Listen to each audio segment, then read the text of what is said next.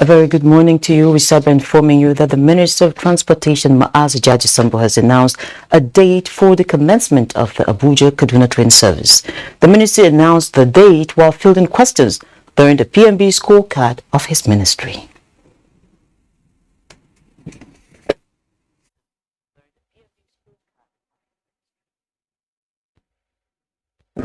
This month of November, we shall resume that service. We will not resume the service until every Nigerian held in captivity was reunited with their families. God has made that possible. The security agencies in this country, under the able leadership and support of Mr. President, have made that possible. The federal government has inaugurated a joint committee to address the peculiarities of Nigerian universities in the Integrated Personnel and Payroll Information System IPs. The joint committee comprises representatives of the Office of the Accountant General of the Federation (OAGF) and the Academic Staff Union of Universities (ASU), and has 3 months to complete its assignment commencing from 1st November 2022. The Acting Accountant General of the Federation, Silva Okoliebo, who inaugurated the committee, stressed the need for compromise between both parties and assured that the OAGF was ready to accommodate all the legitimate peculiarities of the university community in the IPs. Director Information, Press and Public Relations in the OAGF, Henshaw Gubike, in a statement said it has become imperative to resolve all contentious issues between the federal government and ASU, noting that as long as the dispute continues, the ultimate losers are the Nigerian students and by extension, the nation.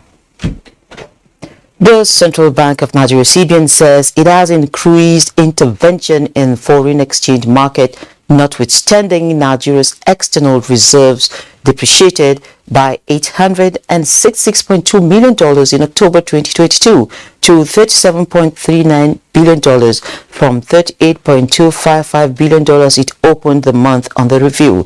In just 10 months, the nation's foreign exchange buffer has depreciated by $3.13 billion from $40.5 billion to $37.39 billion as of October 31, 2022. Analysts attributed the decline in external reserves to increasing intervention by the CBN in SMEs and investor and exporters window to stabilize the naira exchange rate, lamenting the dwindling inflow from crude oil, among others. So we move to the business of the day. And of course, joining the conversation before we move on, the state of Nigeria's economy with reference to the purchasing power of the naira is our focus this morning. And to do justice to the issue around this is the senior economist with SPM Professionals, Paul Alaje. Mr. Paul, you're welcome to Business Express. Yeah, good morning, and thank you so very much for having me. Yes, perhaps we begin with you giving us a picture. Let's have a sense of Nigeria's purchasing power, the naira. Well, over the time, we have seen that what naira can buy has continued to reduce because of so many persons who are speculating on the naira. What they do is that with the recent announcement of Central Bank Governor to redesign the naira, we have seen that some unscrupulous persons have invaded the parallel market to exchange their naira for the dollars, and that of course is making it very difficult for naira to compete. So for someone who hands in naira, and because of the valuation of naira, it goes to the same market they were at 2 months ago, 3 months ago, 1 month ago, what that money can buy has significantly reduced. The cost of a bag of rice, which is one of the most common thing Nigerians buy, from 25,000 local rice now to about 40,000, 38,000 naira. And that is really very worrisome because people's income have not increased. So now that what naira can buy continue to reduce, then we have a lot to worry about, because it is not what is written on the surface of currency of fiat money that matters. It is what matters the most is what that currency can buy.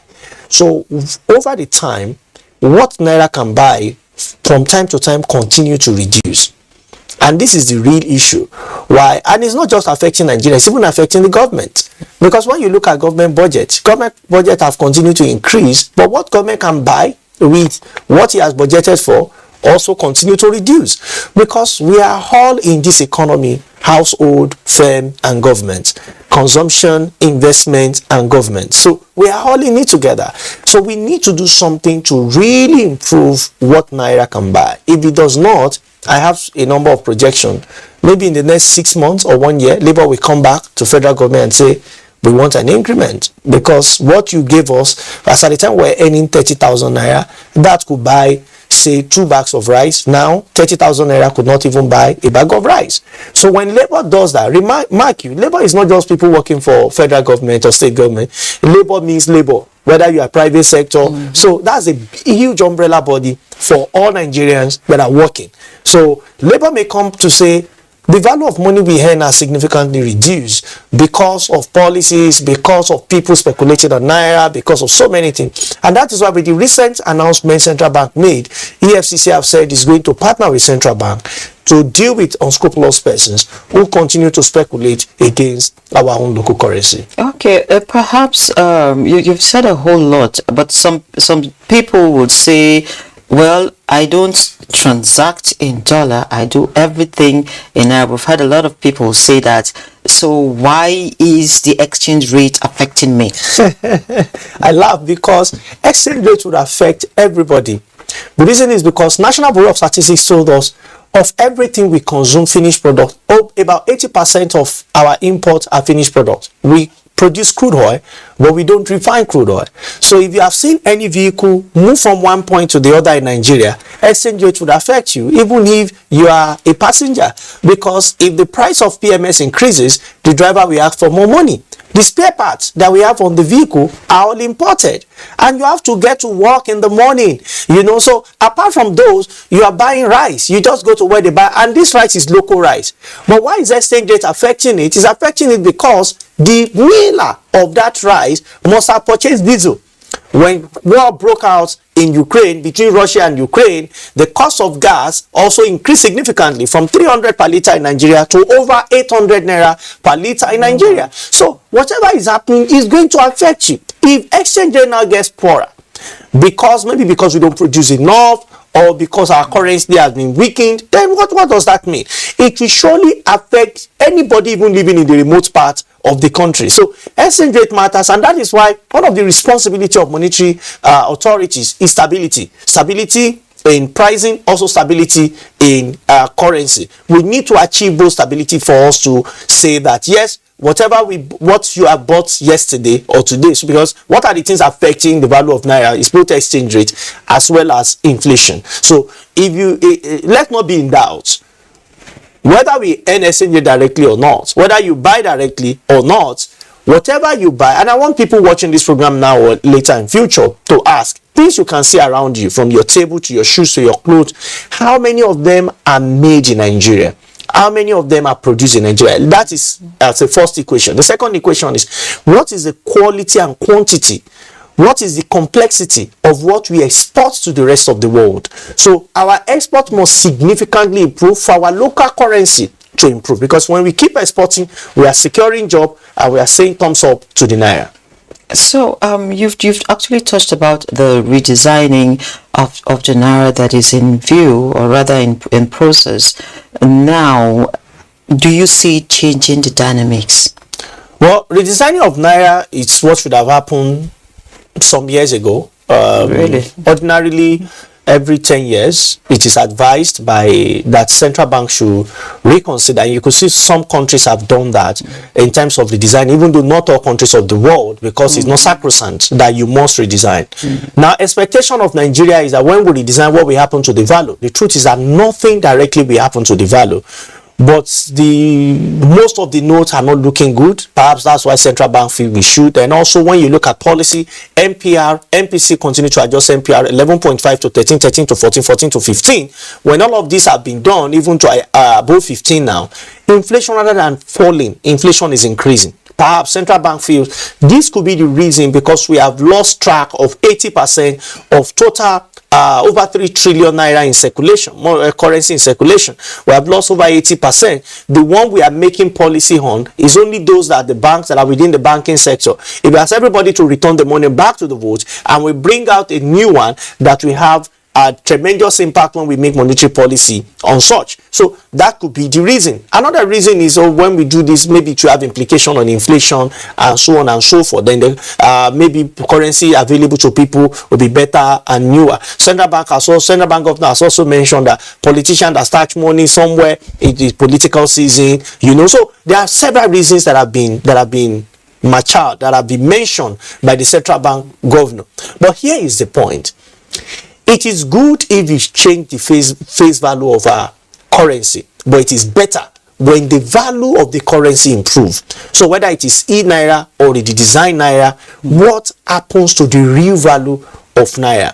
When I want to transport myself from one point to another, whether in Sokoto or in Calabar, Lagos or Abuja or Inewi, what will happen to the value of that money? So it is enough for me to be carrying a beautiful note, but how far can that beautiful note carry me? This is a question perhaps that has been on the minds of many Nigerians. Okay, let me just take you aside. Now that you've talked about the naira looking clean and all that, in the last 1 week, I must say that I've been to about 5 ATMs, and none of them give me money that is old.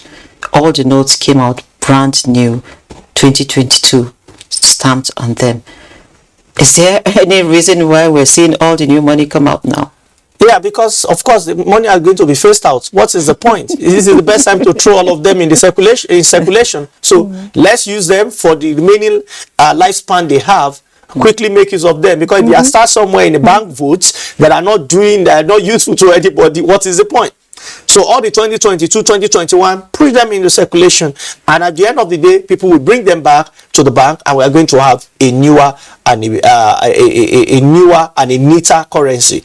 But we only hope that as we are having new currency, policy will be made that what that new currency could buy would also be better and will be improved and not be faced with devaluation. Okay, so in the coming weeks, we're going to be seeing a lot of changes and of course a lot of happenings. Is it time for people to pay more attention to the e-naira? Well, e-naira is the same value with the normal naira that we have. I think people have no reason stashing money in their homes. I don't think it's. If you have good intention, if your intention are not, if you don't have any ulterior motive, why are you keeping money? Take all the cash you have. Central bank governor have told us, some of us have also been going from one place to the other. Take your money back. Let it be covered. Let's have better monetary policy. It's for the good of all. And if you think you can take your money to the dollar, you will also lose, because the cost of commodities you will buy today, by the time everybody go buying dollar and you want to now exchange back to naira after a long time, the prices would have gone up. And this is education I believe that media and central bank will be giving to people. Anyone who does that does not mean well for our population. It does not mean well for our country. So what should we do? What we should do, in fact, is to continue to provide education and also tell people e-naira is an option you have. E-naira to me is like a normal banking app you use for transfer. I have not been able to see any difference between what e-naira does and what other banking app is doing, to the best of my understanding. I'm yet to be convinced of any additional value e-naira is bringing that all other banking apps have not been providing us with. Okay, I must sincerely thank you, Mr. Paul, for coming on the program. Thank you so very much for having me. Okay, to have a nice day. Yeah, thank you. And so we just move on now. In 1981, a special intervention fund was established as a lifeline to address high-level natural and man-made emergencies. The House of Representatives is interested in knowing how the funds were disbursed and utilized by agencies concerned. Mandated the committee to evaluate disbursement from the ecological funds and assess compliance with the objectives of the funds and our national laws. Nigerian lives and properties are at stake. During our oversight functions in the past, the committee had provoked sentiments at different fora that all beneficiaries of ecological funds should always strive at managing the funds accruable to them. Current ratio used now is 52.68% for federal government, 26.72 for state, and 20.60 for local government. It might interest you. Maybe for lack of knowledge, for example, that 0.72 for states, that 72 represent the ecological element of states. Going forward after today's experience, states, if they really want to apply their resources to the purpose for this fund is made, can come to federal government and copy the way they structure the ecological project office to be able to effectively handle ecological issues in the federal states. Next is our Surviving COVID-19 series as put together by Edu AM. Surviving COVID-19 series is brought to you in partnership with the Central Bank of Nigeria. Okay, I deal on any kind of AC pass, compressor, pipe, gas, anything containing AC and fridge. That's my business. What motivated you start? No, this is a city. Understand? At least 70% of people here in the city make use of fridge, and 50% of people make use of AC. So I feel best that this is the right channel that I can invest, and I will not regret it. So how long have you been doing this very business? Okay, let me say 4 years now. But actually, during that COVID time, it wasn't easy. But you can't compare it to now because the rate of dollar now is frustrating the business. Understand? That COVID now, despite it was global issue, but the economy standing now, the way we see economy in this nation now, and it's frustrating business. It's frustrating business. You can't buy something the same price today and buy it tomorrow. So did you hear about the CBN grant for small and medium enterprises? no, You didn't apply. I didn't apply. So if you were to get the grant now, how would it improve your business? What would you do? Oh, it's a nice idea. And if I'm opportune to have the loan, it will help me to promote my business, understand, buy more goods. Because the way I see it, maybe before now to December, dollar might escalate more. So if I have the opportunity to grab the loan, I'll make use of it. Now I will appreciate. Okay, if I'm to receive the survivor fund, I will appreciate because it will help to boost my business more. Surviving COVID-19 series is brought to you in partnership with the Central Bank of Nigeria. Now to a matter that affects us all. Motorists are lamenting the continued presence of petrol queues in Abuja, which has been in place for weeks. Residents are worried about what they call the erratic nature of the downstream and the productive hours they waste in search of petrol and its negative effects on the economy. Lydia Sampson reports. Queue everywhere, but if you go to other neighboring places, there is fuel everywhere, but the price is too high. There are some places they are selling 250, some places they are selling 230, but inside Abuja they are still selling normal price.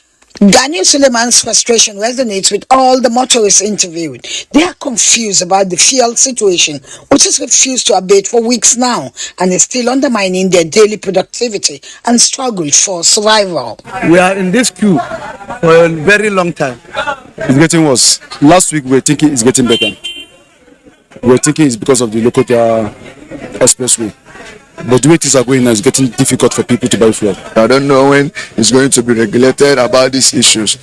Up to now, I didn't get my fuel, and I have a serious duty to perform. While most petrol stations within the metropolis don't have products at the moment, the few that have products are overwhelmed with queues. But the ironic aspect of it all is that petrol holders, hitherto called black marketers, are all over the streets with products. And people have asked again and again, where are they getting their products from? In the digital world, whoever sees it, maybe they should please, maybe just everybody has a phone and has a small, just put a camera. Urge the populace to do their own possible best to also help us in knowing those kind of bad acts. A drive round Abuja reveals the petrol hawkers on the street openly displaying various means in dispensing and selling their products in the cans. While many question the real reason for the current petrol hardship, others are wondering if petrol price has increased. There are government control prices, which we have in Abuja at 175. On whether there is no longer government intervention through subsidy, he says what is unfolding is the beginning of the end of deregulation. For now, Ganiu Suleiman and other motorists are hoping for at least seamless product availability, irrespective of the price. As they say, getting from petrol station is always better and safer than getting from the black marketers. I couldn't agree less with Ganiu. Let's now see prices of other commodities on the global market scene.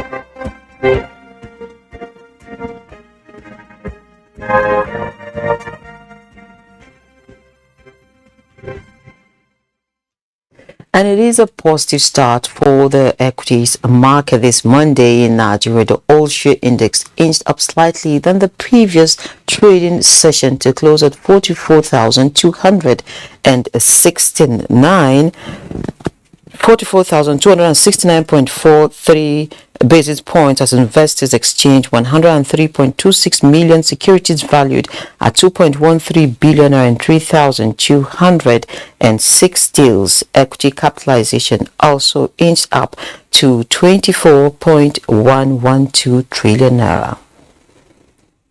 Let's now go to the global market as put together by Nekaoko. This Tuesday, markets are focused on the U.S. midterm elections due later in the day for potential gridlock in government, which historically had been good for U.S. stocks. Stock futures were, however, flat in pre-market. The Dow Jones Industrial Average rose 12 points or 0.04% after raising earlier gains, while the S&P 500 and Nasdaq 100 were both fractionally lower. Stocks in Asia traded mostly higher early Tuesday morning as investors digest the Bank of Japan's summary of opinions and look ahead to the U.S. midterm elections. The Nikkei 225 in Japan rose 1.25%, with the topics also higher by 1.21%, while in South Korea, the Kospi gained 1.15%. Elsewhere, the Hang Seng Index in Hong Kong was 0.3% lower after struggling for direction, while mainland China's Shanghai Composite fell 0.6%. European markets on their part are heading for a mixed open as global investors look to the United States, where midterm elections are taking place. Meanwhile, figures from African markets are still being expected. And this is where we end this episode of the program Business Express. We shall return tomorrow at 3 p.m. Don't forget you can access all previous episodes on YouTube on the NTA's channel. You can communicate with us via various social media platforms. My name is Leah Katun Babatunde saying keep thinking and doing business. God bless Nigeria.